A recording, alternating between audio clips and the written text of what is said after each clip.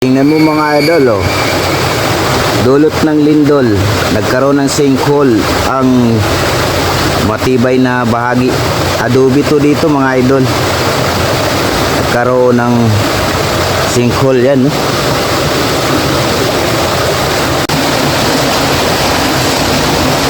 Mga idol, andito tayo mismo sa bukana ng sinkhole.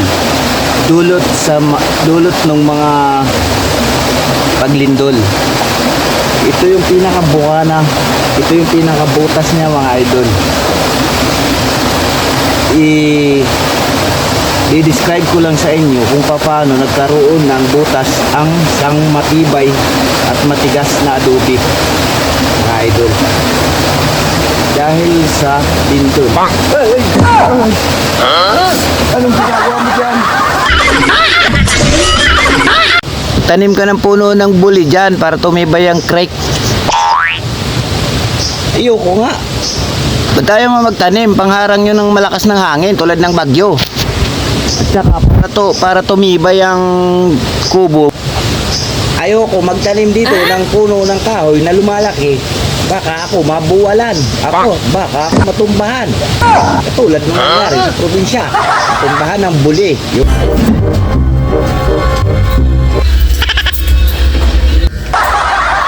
Mari! Wala ka na nasampot! Nakakawatan!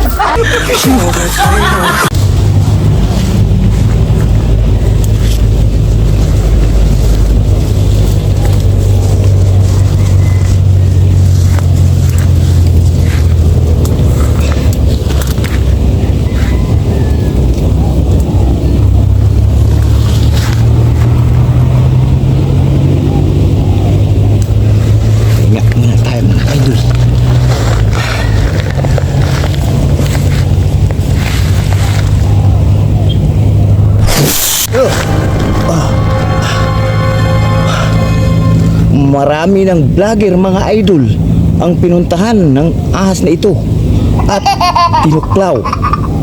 Mga idol, sinasabi nila 1 oras lang ang itatagal at 1 oras lang ang pwede mong kilos para tumakbo ka sa pagamutan.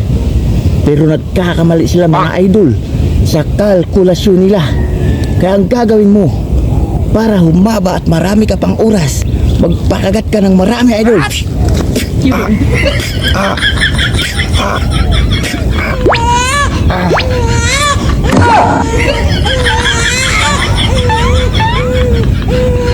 Sobrahan yata mga idol. Napakarami yata bilog ang pumasok sa katawan ko. Kaya takbo na. Ay!